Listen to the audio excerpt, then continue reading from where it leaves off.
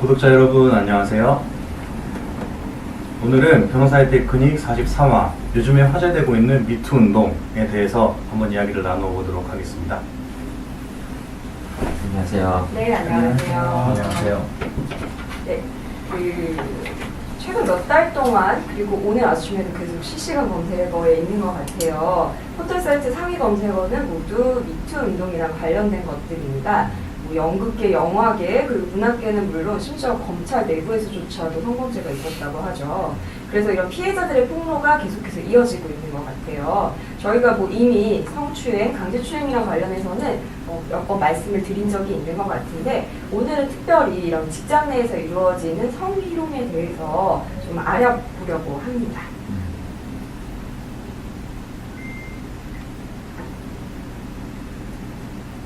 네네. 네.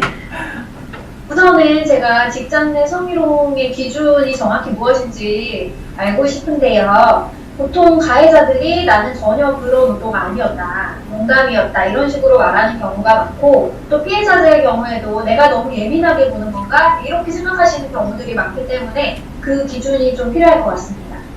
네, 남녀고용평등과 일가정 양립 지원에 관한 법률이죠. 보통 이제 흔히들 남녀고용평등법이라고 합니다. 남녀고용평등법에 따르면 직장 내 성희롱에 대한 정의가 잘 나와 있어요. 직장 내 성희롱이란 사업주, 상급자 또는 근로자가 직장 내의 지위를 이용하거나 업무와 관련하여 다른 근로자에게 어떠한 성적 언동으로 성적 굴욕감이나 혐오감을 주는 경우를 말합니다. 또한 성적 언동이나 그 밖의 요구를 따르지 않았다는 이유로 이제 고용에서 불이익을 주는 것도 같이 얘기를 하고 있습니다. 네, 추가적으로 직장 내 성희롱과 관련해서 남녀고용평등법에서 그 분별 규정을 두고 있습니다. 구체적으로 사업주, 상급자 또는 근로자는 직장 내 성희롱을 해서는 안 된다라고 하면서, 사업주는 직장 내 성희롱을 예방하고 근로자가 안전한 근로 환경에서 일할 수 있는 여건을 조성하기 위해서 성희롱을 예방하기 위한 교육을 실시해야 된다고 하여 의무를 부과하고 있습니다. 사업주는 직장 내 성희롱 발생이 확인된 경우 지체 없이 행위자에 대하여 징계나 그 밖에 준하는 조치를 하도록 규정하고 있습니다. 네, 여기 설명해 주신 내용 잘 들었는데요. 그러면 그 강제추행은 저희가 이전에도 이제 다뤄봤듯이 법적으로 형사처벌할 수 있다고 알고 있거든요. 근데 그 성희롱도 형사처벌이 가능한지 좀 궁금하거든요. 예, 이것도 법 조항에 있는데요. 사업주는 직장 내 성희롱과 관련하여 피해를 입은 근로자 또는 성희롱 피해 발생을 주장하는 근로자에게 해고라든지 그 밖에 불리한 조치를 하여서는 아니 된다. 만일 사업주가 위항을 위반해서 피해 근로자 등에게 해고나 그 밖에 불리한 조치를 하는 경우에는 3년 이하의 징역 또는 2천만 원 이하의 벌금에 처한다라고 규정을 하고 있습니다. 네, 요약을 해서 말씀을 드리면, 이제 강제추행 같은 경우에 직접적으로 형사처벌을 할 수 있는 규정이 있어요. 근데 성희롱 같은 경우에는 사업주가 성희롱을 했다고 그 자체로 형사처벌을 하는 규정은 없습니다. 다만 성희롱을 당한 피해자한테 오히려 피해자에게 불리한 조치를 가하는 거죠. 예를 들면 뭐 감봉을 한다든지 정직 조치 또는 해고를 하는 경우들이 있어요. 이런 인사상 불리한 조치를 했을 경우에 이제 형사처벌을 하는 규정이 나와 있습니다. 오늘 저희가 직장 내 성희롱에 대해서 알아봤어요. 어떻게 생각하시나요? 오늘 사건 좀 개인적인 의견도 한마디씩 좀 들어보셨습니다. 저부터 말씀해.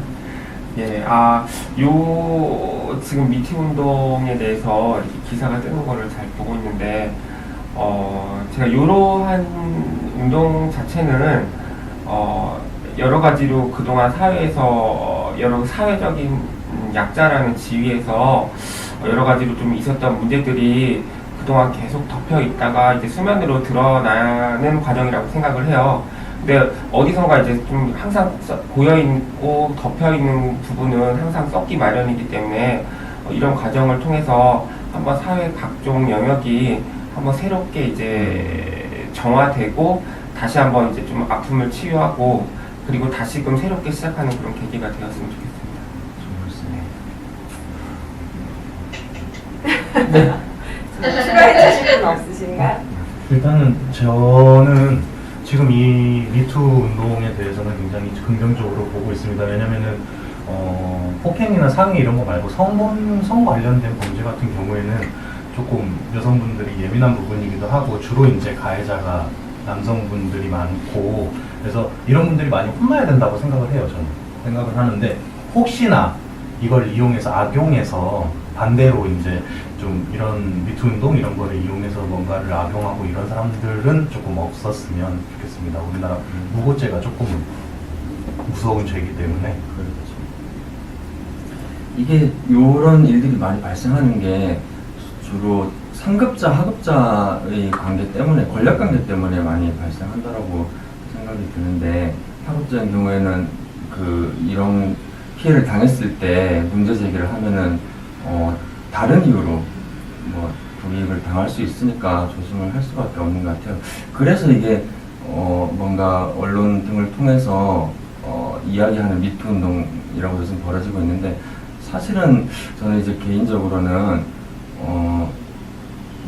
그 미투 운동을 따라서 일반적으로 그 폭로 비슷하게 하다가 역으로 명예훼손 고소라든지 이런 위험도 조금 있기 때문에 우선은 법적으로 보장되어 있는 그런 고소 절차라든지 다른 인사 징계 절차 그런 거를 통해서 먼저 하는 게 조금은 바람직하지 않나 그렇게 생각합니다. 정당님이나 단장님. 예, 저도 한 말씀 드리면 저는 사실 이 성희롱에 대한 직장의 성희롱에 대한 법적 규제가 조금은 더 강화되어야 되지 않나라고 생각을 하고 있어요. 사실 저희가 상담 전화를 참 많이 받는데요. 직장의 성희롱과 관련해서 지금 저희 법조문에는 규정이 되어 있는 부분이 어떻게 보면 사무적 조치에 대한 부분이에요. 근데 그 행위자 자체에 대한 형사처벌은 지금 규정되어 있지 않잖아요.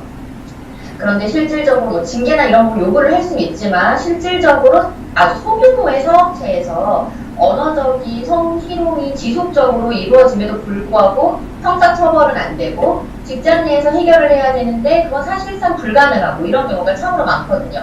그래서 그런 부분에 대한 조금 보완적인 규정이 필요하지 않을까. 물론 성적 희롱이라는 부분이 참 애매하기 때문에 법적으로 다루기 곤란한 부분도 있지만 조금은 더 강화되어야 되지 않나라고 생각을 합니다. 네, 장대인. 네, 저도 지금 이번에 최근에 미투 운동을 시작을 하면서 이게 어느 정도까지 확장이 될 것인가 이런 생각이 있었는데 최근에 보면은 무자익한 것들 굉장히 많이 나오고 있는 걸로 보이거든요. 대학가를 통해서도 학생들도 교수들에 대한 그런 권력관계로 인한 성추행들 이런 것들을 서로 이렇게 서로 폭로라고 해야 되나요? 이런 운동이 지금 굉장히 활발하게 이루어지고 있다고 하거든요. 그래서 이번 기회를 통해서 이런 부분들이 굉장히 많이 개선되고 서로의 인식들이 변했으면 좋겠다는 그런 생각이 듭니다. 네, 감사합니다. 오늘 특별히 제가 예정에도 없이 여러분들 한 분 한 분의 목소리를 듣고 싶다고 말씀을 드렸던 이유는요. 이 미투 운동이 최초의 헐리우드에서 시작이 되었다고 해요. 그래서 이제 영화계에서 이제 성적인 피해를 입은 어떤 한 여성분께서 용기를 내야 하는데 차마 자기 목소리를 낼 수 없어서 본인의 이제 SNS를 통해서 그거를 밝힌 거에서 비롯이 되었다고 합니다. 그래서 우리들 한 사람 한 사람의 목소리가 다 소중한 것처럼 이런 피해를 겪은 분들 한 분 한 분들의 목소리가 지금 미투 운동을 통해서 나타나고 있는 것 같습니다. 그래서 저희 오늘 변호사의 테크닉에서 미투 운동 또 직장 내 성희롱에 대해서 알아봤어요. 그래서 혹시라도 법률적으로 이와 관련해서 궁금하신 점이 있으시거나 아니면 변호사의 도움이 필요하신 분들이 있다면 저희들에게 또 연락을 주시면 저희가 또 최대한 친절하게 도움을 드리도록 하겠습니다. 네, 감사합니다.